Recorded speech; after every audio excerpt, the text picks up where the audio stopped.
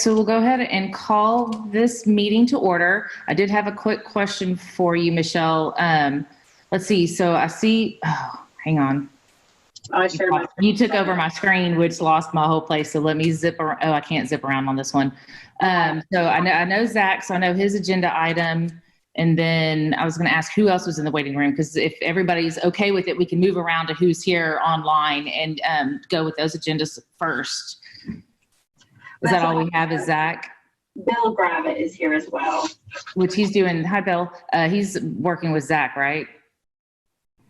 No, I see where you are. Hang on a second. Okay, you're doing the other one. All right. So has everybody had a moment to, oh, wait a second. Can we move agenda item number 2 to the end of our meeting, or does that need to be done prior? We can move it to the end if you would like. Okay. So then if we could go ahead and move to agenda item number 3, approval of the minutes from July 27th, 2020. Did anybody have any questions, comments, concerns? Oh my gosh, Michelle. Let's see.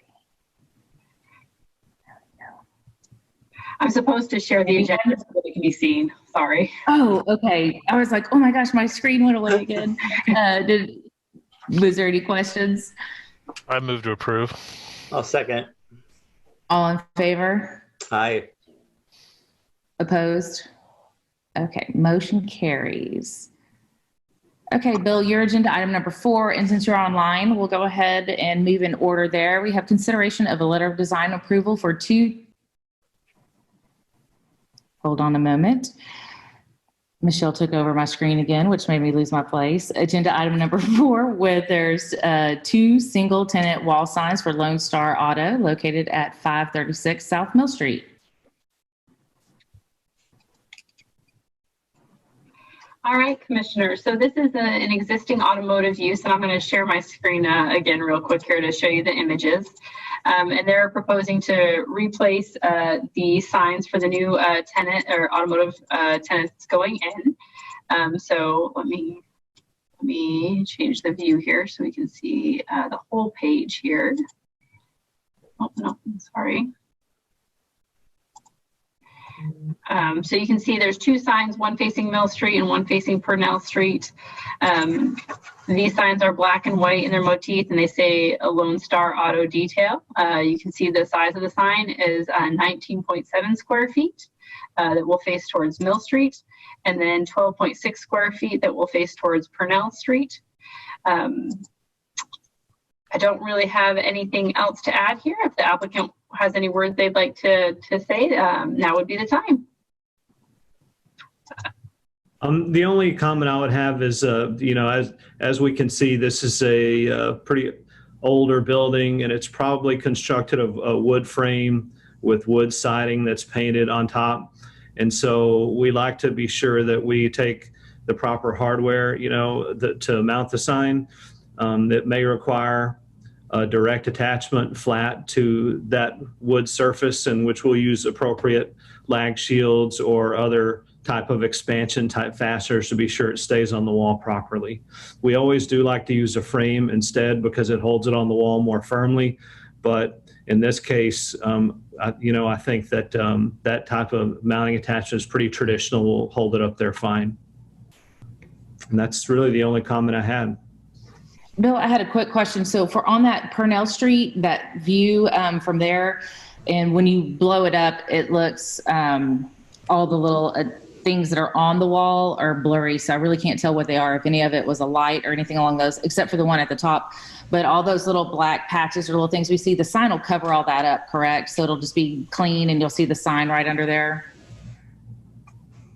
That's correct. That is a light that's above it, so it will not cover that light.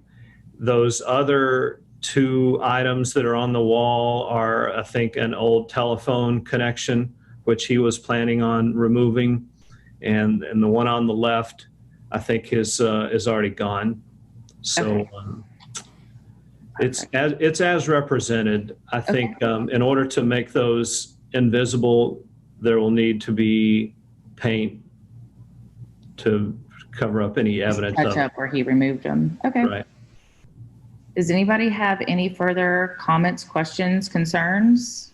Could you go to the perspective that's initially, or the proposed wall sign number 1?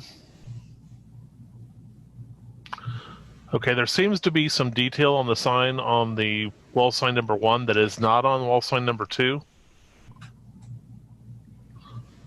The auto detail, is that intentional, or is that? Yes, sir. The reason it's different is because wall sign number 1 is on what I guess we can call building number 1, which is the detail portion of their business. Okay. And wall sign number 2 is on the office building, which is where they sell automobiles. Okay, thank you. You're welcome. Is there any plan to have any projection lighting on these signs? Not that I'm aware of. Okay. And if not proposed, that always comes secondary, Yeah. or has to come before us. Do we have a motion on the table?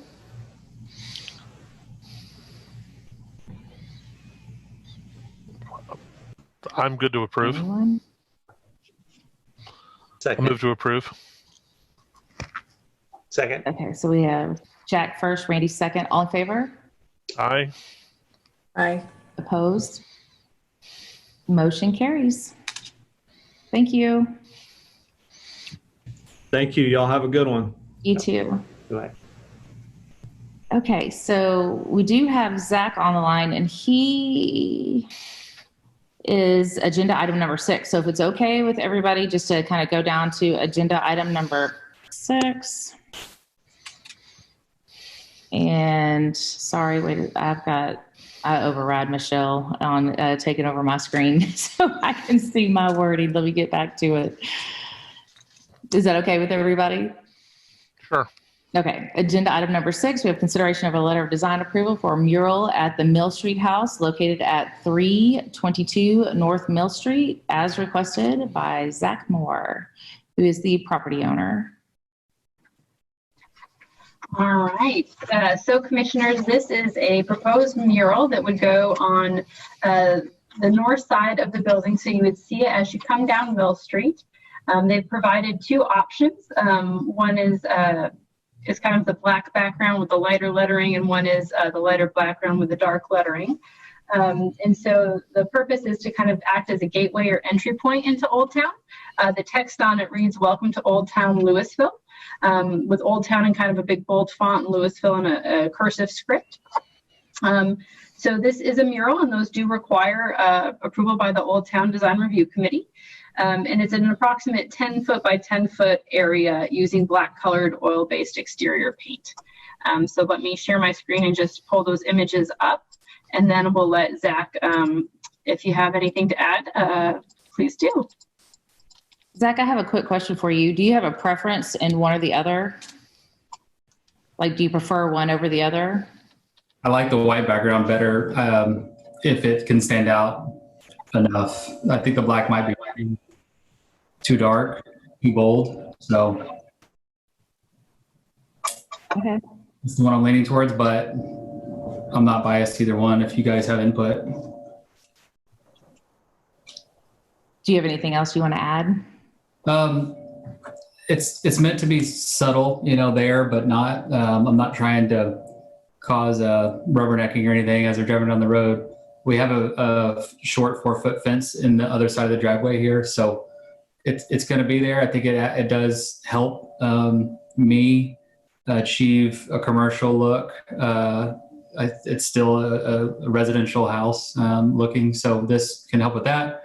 But me just having passion for the area in Old Town, I like to see just kind of those entry points, if you will. Not that this is one, but I think it will cause people to see it and might start to slow down a little bit and realize that they're in an area that's different from where they just came from down the street. So it's really just an idea to cover a bare wall that needs some help. And I could landscape it, or I can do something fun like this. So I like it. I like the mural, and I've gone back and forth between the black and the white.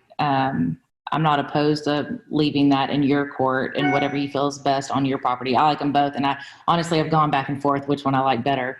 One does stand out and it's like, oh, maybe you see that quicker. But then the white one, real clean lines, kind of goes with, the look and feel of your property. But right. Both of them are nice. And we designed this a couple months ago. It's kind of sitting on it during COVID, but the new logo, the new OTL logo, I was thinking about incorporating it somehow. I don't know. Amanda, you and I can talk about that, but. Well, that's the question I was going to ask. It is a positively striking design that you have, and I like it a lot.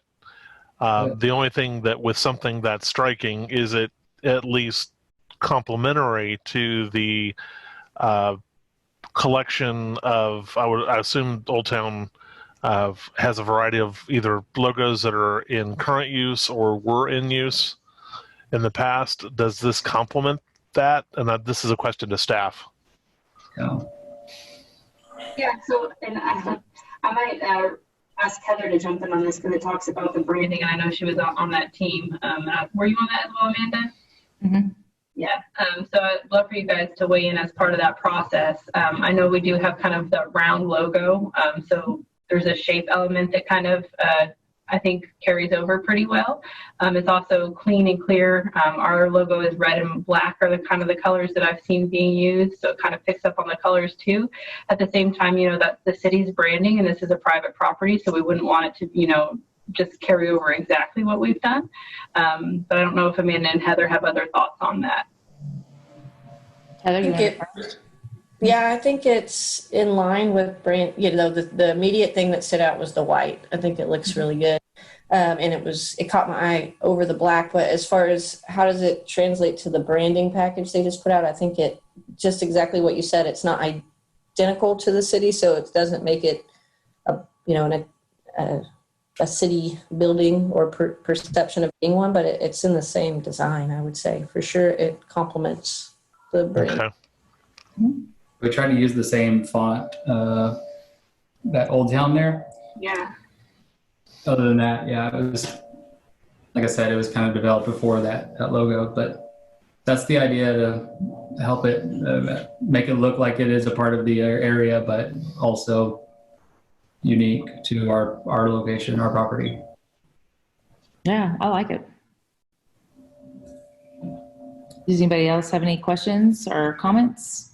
You mentioned it with the last guy about lighting. I didn't include that. And if it's a problem, I guess I can add it, but I do intend to have a light on the peak there. Do you know what type of lighting? It wouldn't be commercial grade. It would be just something that would just, actually I already have light in there, to be honest with you. It just lights up that side just for security. So it wouldn't be any different than it is now, but I was just intending on making it focused on that specific area there now. I didn't know if it'd be like a gooseneck light type lighting, or if it's security. Does security lighting have to come through us? For some reason, I felt like security or safety lighting didn't. No, it doesn't. Okay. So security lighting is just required for safety, obviously. But any kind of ornamental lighting or additional lighting to illuminate the sign or whatnot does have to come before the board. Okay, so if you were to want to put up, let's just for example's sake, some gooseneck lighting that came up over right, the sign, then yes. But if you were going to put up the square security light type things that go up, no need to. Okay. No need to go with this. Do you have a preference of what you would like? I'm probably just going to stick with what I have now, which is just that very small. I wouldn't. It's just a little security light. That's Security light. Okay. the camera that I have. Is it up on the wall or is it on the ground? Right now, it's on the wall, pretty much below that vented top corner there. So I was just going to try to adjust it up a little bit. Okay. Put it under the eave there in the soffit. And this is pretty much to scale, but we're going to try to cheat it up as much as we can. Right in the center, of course, but just because of that fence line that we have, try to get it off the ground a few feet. I think it looks great. I like it. It's fun to see people doing fun little things like this around town. Yeah, the more the better. Exactly. Kind of got the theme going now, so that's painted. Do we have a motion to approve or a motion? I'll make a motion to approve. Second. We have Heather with her motion, Jack with a second. All in favor? Aye. Opposed? Motion carries. Okay. Thank you. Thank you. Good luck. All right, go Stars.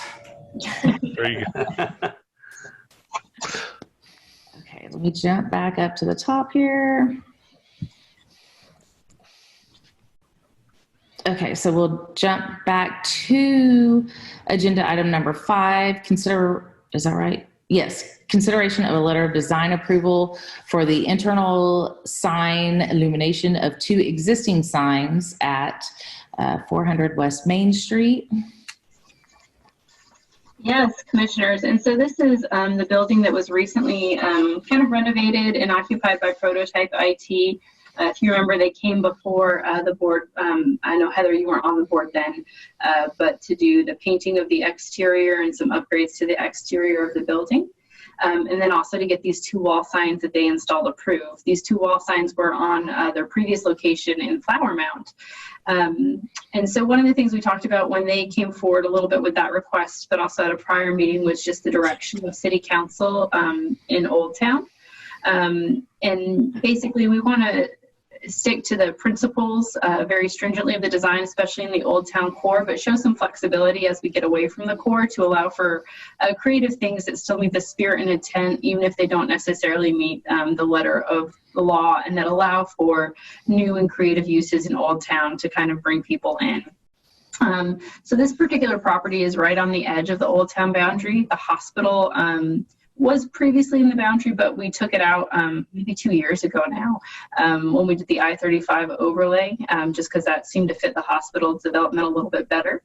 So this is the edge boundary of Old Town. And what the applicant is proposing to do right now is to add the illumination to their signs. So they wouldn't really need to do anything since the signs were originally designed to be internally illuminated, but really just plug them in and turn them on at night. So let me share my screen here and I'll get those images up for you.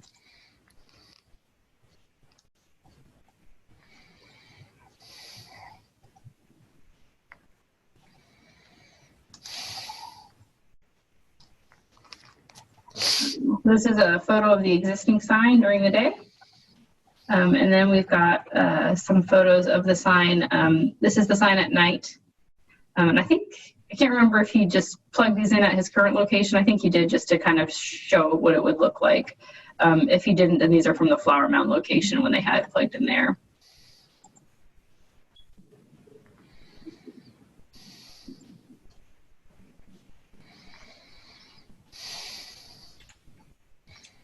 You have anything else, Michelle?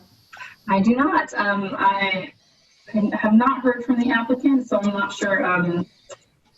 They're not here right now, but I'll try to answer any questions that you guys do have.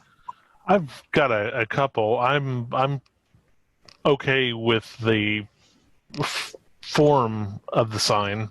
Mm-hmm. The brightness kind of worries me a little bit, and I don't know if there's any upward ceiling of that, the performance of, I don't know what you'd call it, the brightness of the sign. I don't know if is there such a thing as too bright for us?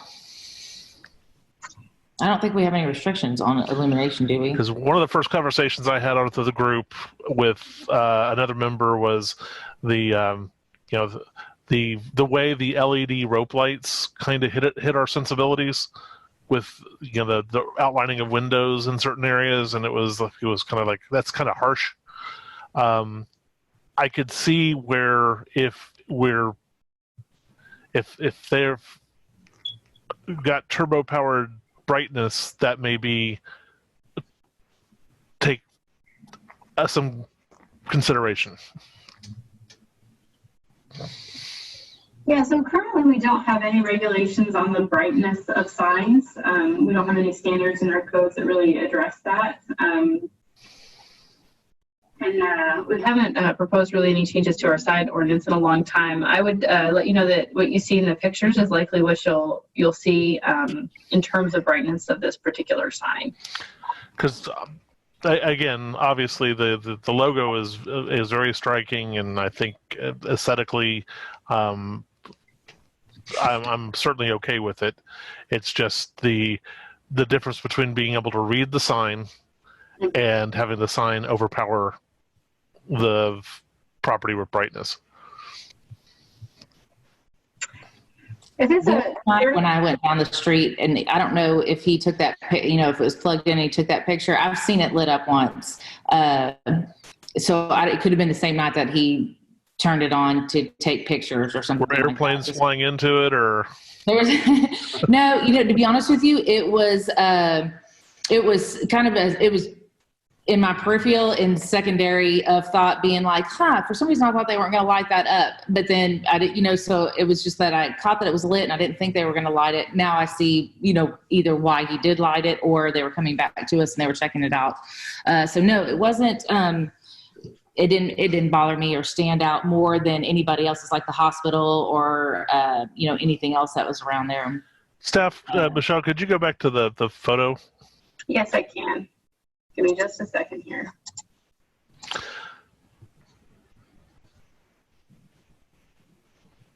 I don't know if it seems so much brighter. Like the lights weren't on the interior when I drove by because it was dark on the interior. So I don't know if that makes it, and that bottom image seems so much brighter and reflective, because that's not what I recall per se when I drove by, like being able to see inside of all of their.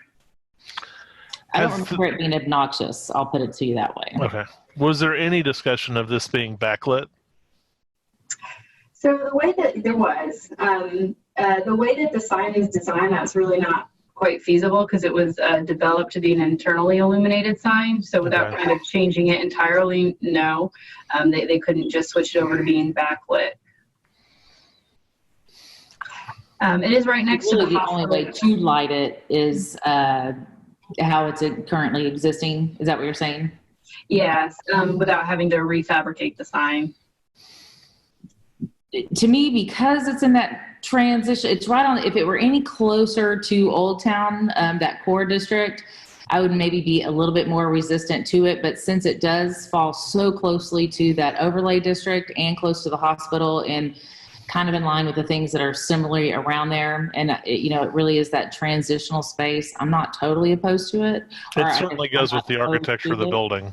Yeah, and that's, quite honestly, from where this building came from, not even 12 months ago to what it is now, it is quite the improvement.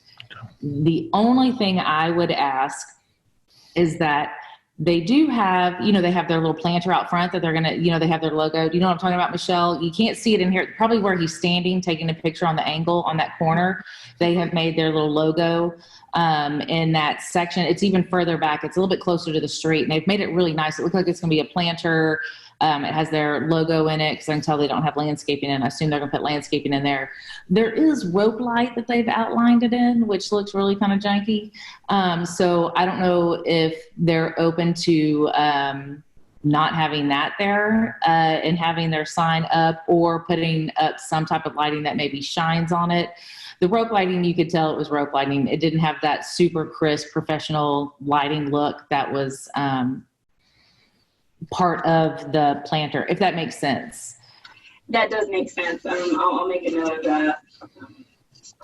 But that would be my only suggestion, is that they maybe consider a little something else, because they have put so much into this building and it looks so good that when I saw that, it looks like something that, it just would look better. Not there, maybe.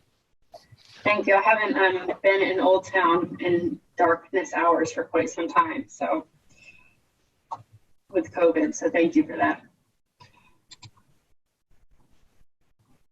But anyway, that was my 2 cents. I don't necessarily have an issue with it because of its location. Could we fold your comment perhaps with one about saying, staff approves with the recommendation that they keep the brightness to a level that is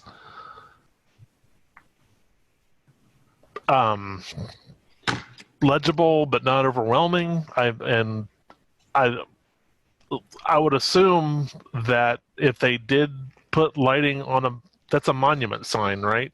That they had the rope light on?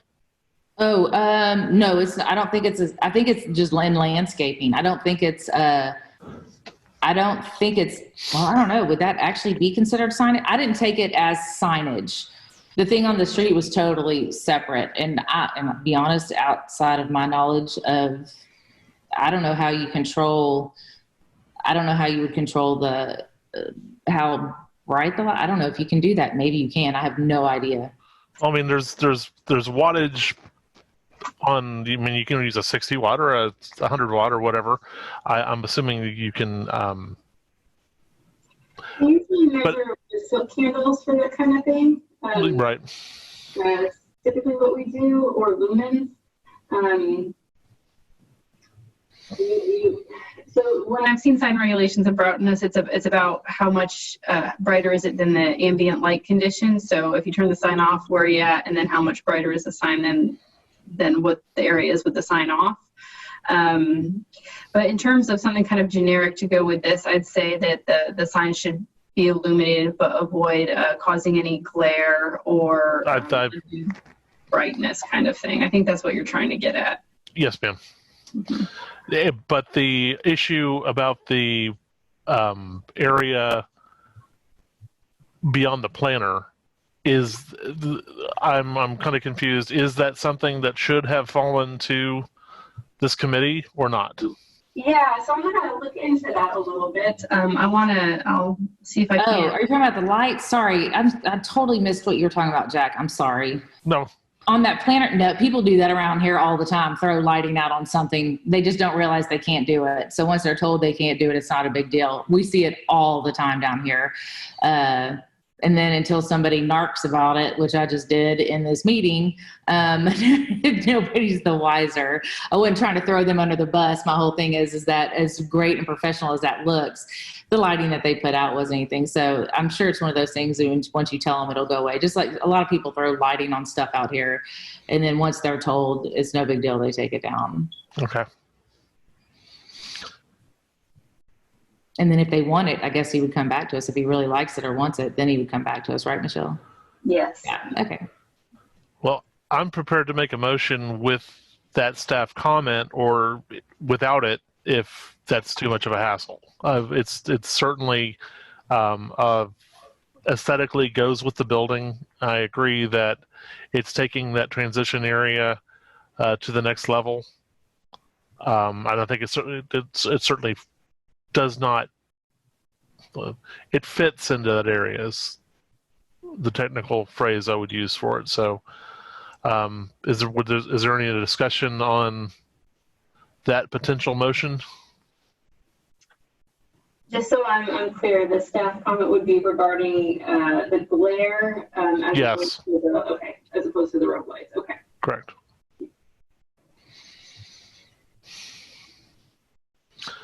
Okay, I'm going to say so moved. Do we have a second? I'll second. Okay, so we have Jack and then Randy, and all in favor? Aye. Aye. Opposed? Did you say aye, Heather? I might have talked right over you. Yes, aye. Yeah.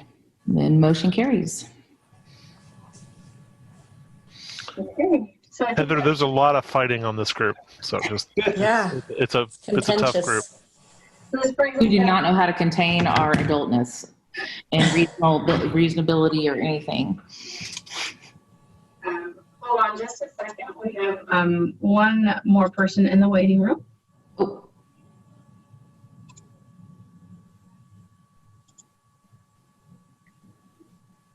We still have one more agenda item that we skipped over. We do, and I'm about to share my screen and so that you can all see that agenda item.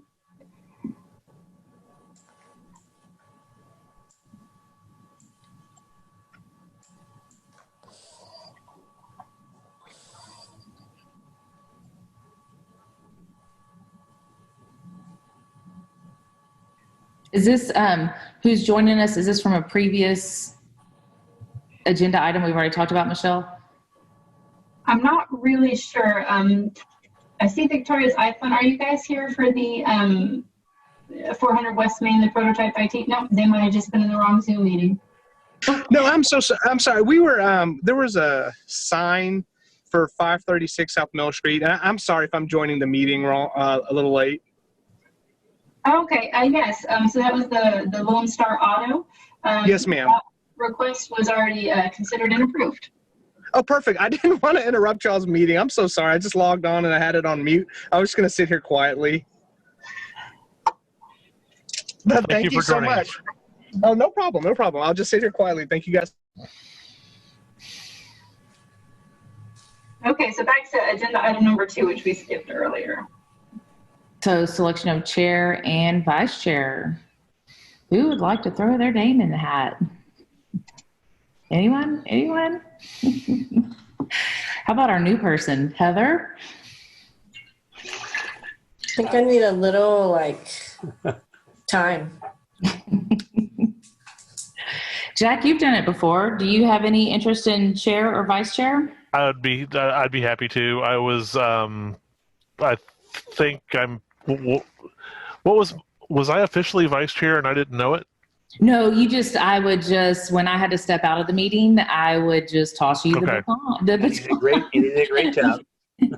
Okay. Yeah, I didn't even give you an opportunity to decline. I'm like, Jack, you're on. Well, you had me fooled. That's all there is to it. I didn't know I had a choice. No, I'd be happy to work with staff on that. And I really need to congratulate you on your performance because it's I understand on other committees that I've had the opportunity to serve as a chair. I've one of my favorite days is giving that chair away. So I could completely understand it, and I'm if the opportunity is there, I'll go ahead and do it. Well, which one would you like to? We've got 2 up on the block. Which one strikes your fancy? Oh, I could. Okay. Wow, you are giving me a choice. No, everybody else is real quiet, but I knew I could get you on the line.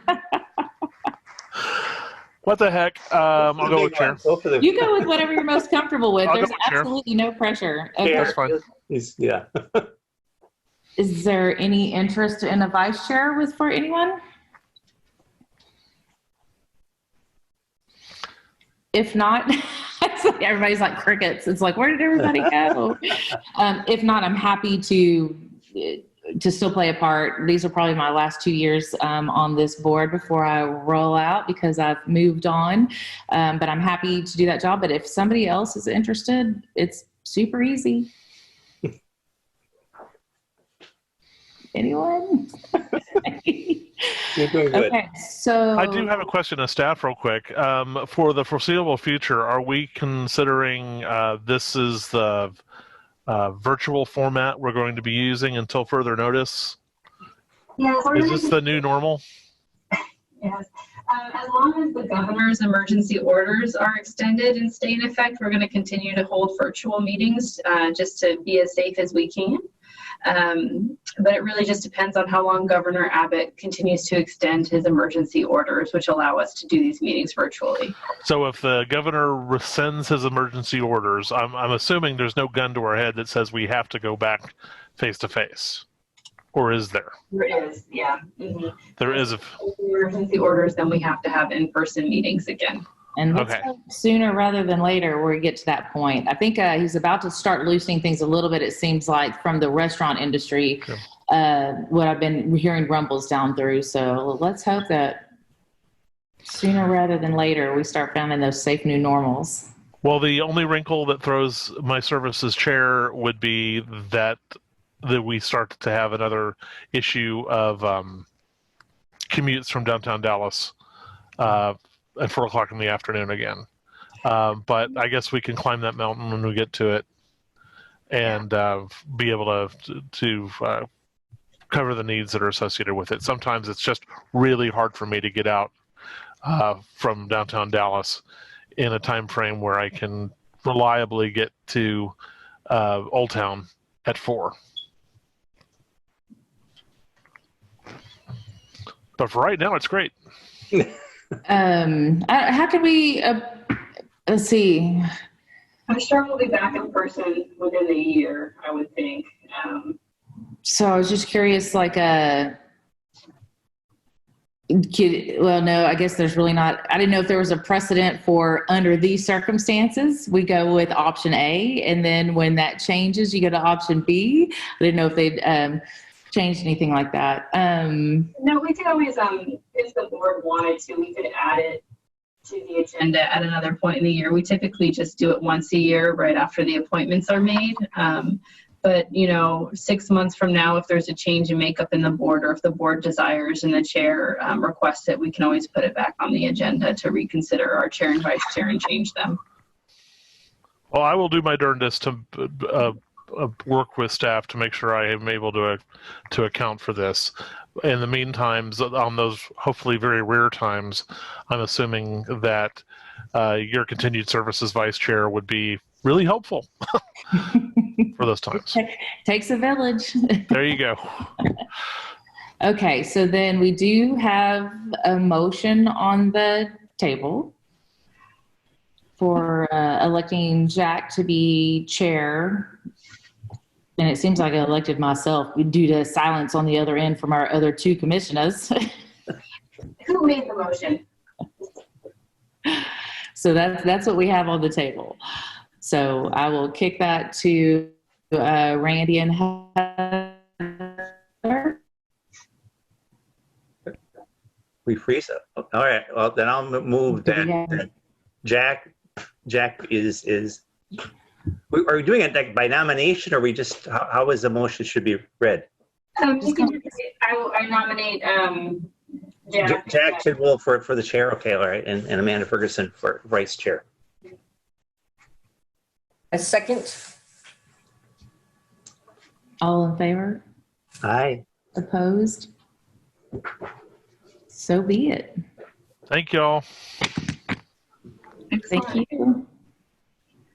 Oh, we'll adjourn. I guess I should officially adjourn. Just for the clarity in the record, please. Yeah. Yes, so we have concluded our meeting. So do we have a motion to adjourn? Before we do so, do we have an anticipated next date for a meeting? So for the calendar, our next meeting date would be on the 28th. If we have any cases, right now I don't think we have anything, but we turn these around really quickly, so that could change. Okay. Oh, I thought we did have something coming up. I talked to Richard today, and it seemed like we had some stuff maybe coming up. It hasn't been submitted officially yet, so. Okay. Okay. So we heard was there a motion to adjourn? We'll need a formal one. So moved. Second. Heather, that was great. Thank you. So we have Jack with the first and Heather with the second. All in favor? Aye. Aye. Opposed? Meeting adjourned. Awesome. Thank you so much.